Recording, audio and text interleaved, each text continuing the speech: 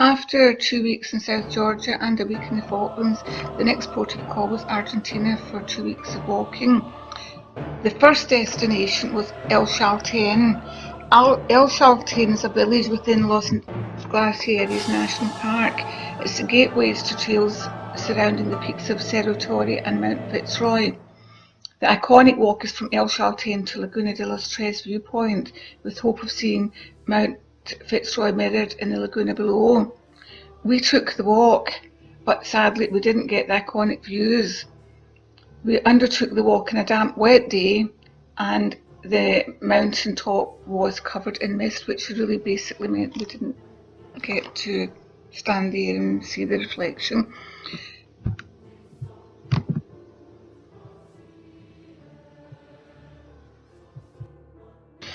Rather than return to El Chaltén, which is what most people do, we continued on the track to the ecodomes at Santa Cruz, where we intended to spend a couple of nights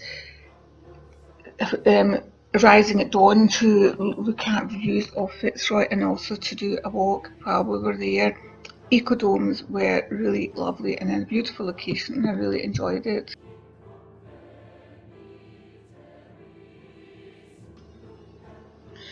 So just after dawn, I woke up on our second morning in Argentina to the sight of Fitzroy basking in the sunshine and the gold. I won't say anything much about that other than it was an absolutely spectacular experience, because I think the photographs and videos speak for themselves.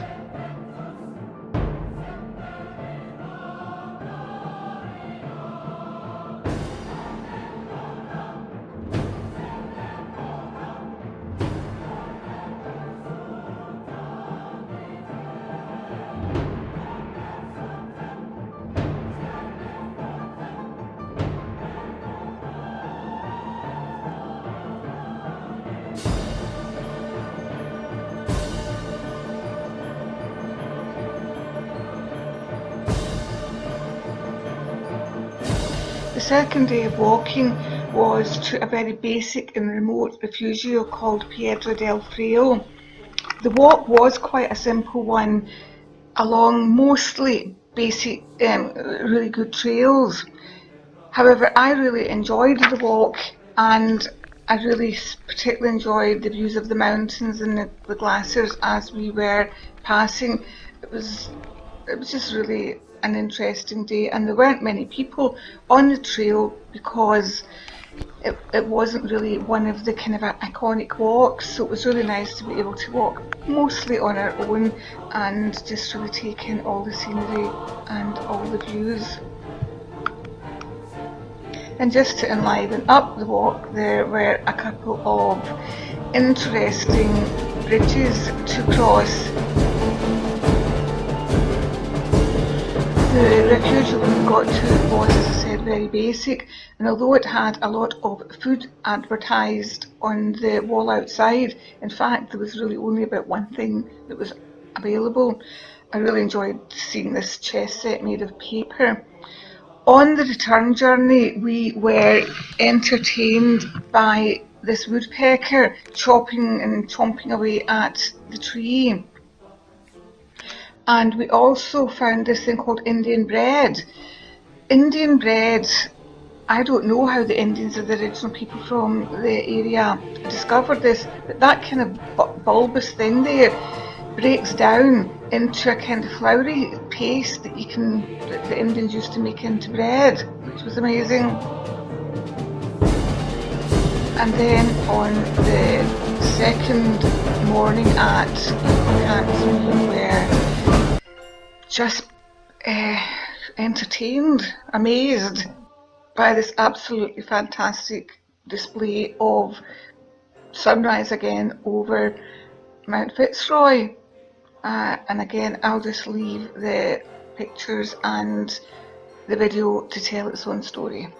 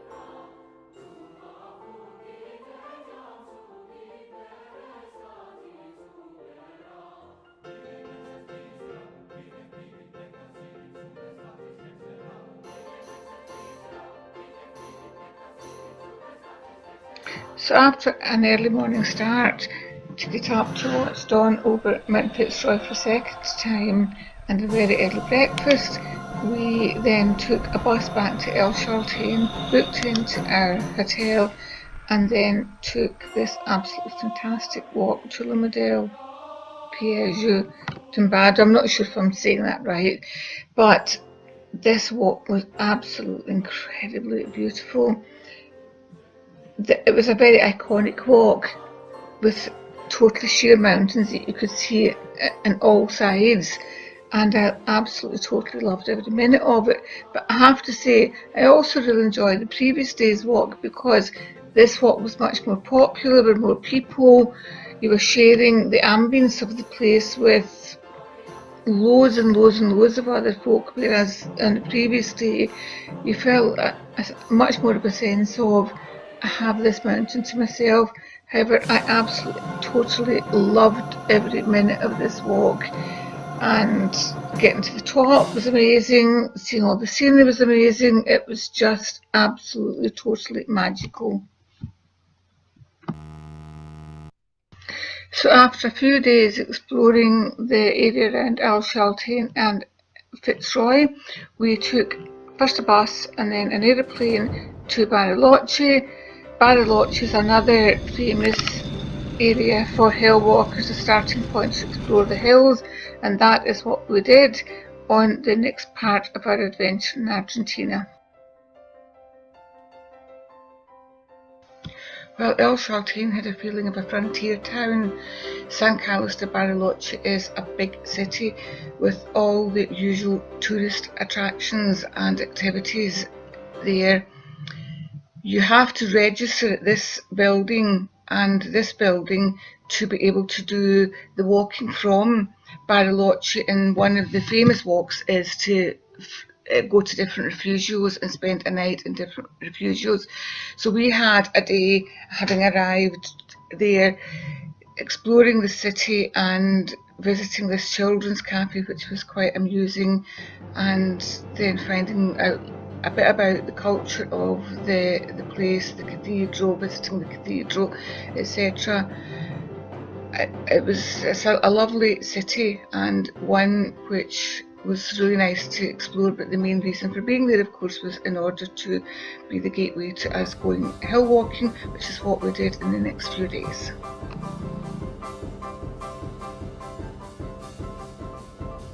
The famous walk from Bariloche is the Four Refugios walk. In this walk you can walk to 4 different refugios, staying the night in each one. We visited and stayed the night in 2 refugios. The first one, Refugio Frei, you get to by taking a bus from Bariloche to Villa Catedral, and from there it's approximately a 4-hour walk up to Refugio Frei.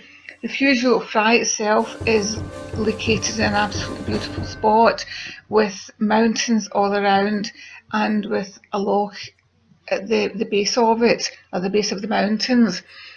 In the loch you can wash, swim, etc., but this loch is also the source of water for the refugio, so you're not allowed to use anything like shampoo or soap or any products in the refugio because of fear that it would contaminate the water. Nobody does, because we know we're going to be drinking that water later on that day.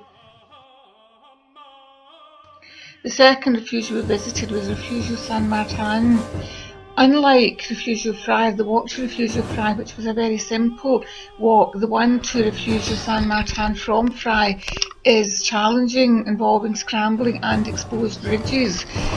As we were walking up and me gently picking my way up, there were people actually running up this hill and down it, and more of that later.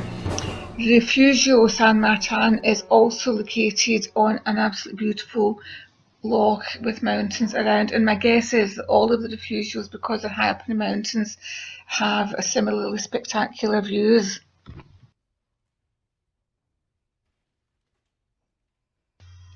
I mentioned people running up the track that we were sort of scrambling, walking up. The reason for that is that in the weekend that we were there was a thing called the Four Refugios race. hundreds of athletes take part in this race, and it basically involves mostly people taking 2 days to run all four refuges, sleeping overnight in one of them. Some people do all 4 in one day, and my understanding is that the top athletes can complete the 4 refugios race in something like about 12 to 14 hours. The race ends in Colonia Suiza, and when people finish the race, they're greeted and clapped and given a medal, as per usual in all of these things. But what is really different, I guess, about this particular race is that you can finish off by relaxing and swimming in the sea and cooling down. I just thought the people who entered in it were absolutely amazing. I certainly could never have done it, and certainly couldn't now.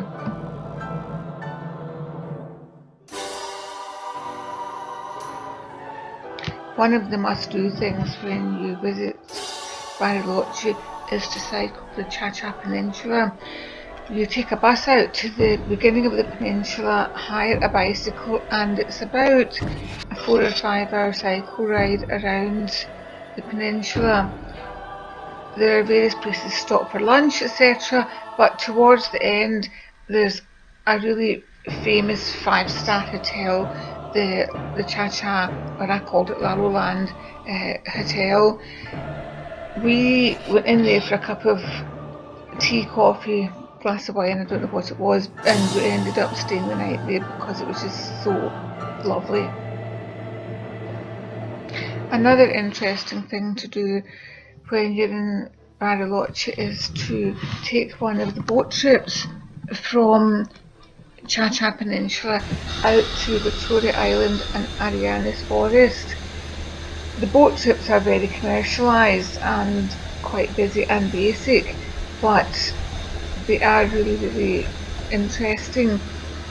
Firstly, the birds who follow the boat are really interesting to see, and although I don't have a picture of it, there was a bird who actually sort of landed in somebody's hand on the boat. The view from the boat of the surrounding mountains is also lovely. When you arrive there at the island, you get a chance to see this absolutely fantastic forest.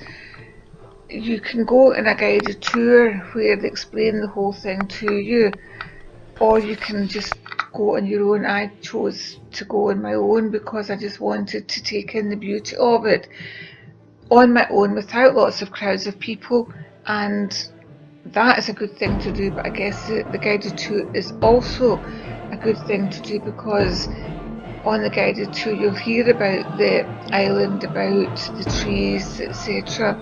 This was actually a picture of some floating stones that were floating in the water, which was just bizarre.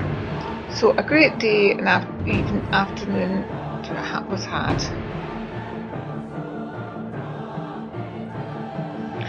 Well, I decided to have an extra day in Bariloche and then fly from Bariloche to Buenos Aires for the journey home.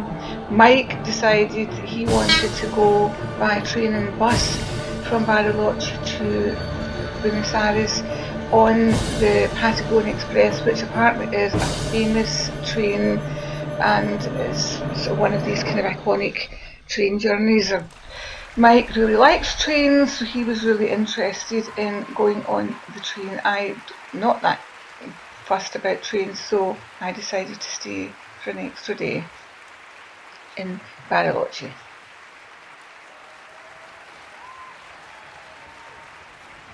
We were flying home from Buenos Aires, but timed the flight in order for us to go to see a performance at the Royal Opera House, which is a really world famous opera house with absolutely fantastic acoustics. The opera was amazing. It was Camino Burano, and it was an absolutely lovely ending to a holiday. We also did a wee bit of sightseeing, but having been to Buenos Aires before, the main thing was the opera house. So goodbye Argentina, to the next time.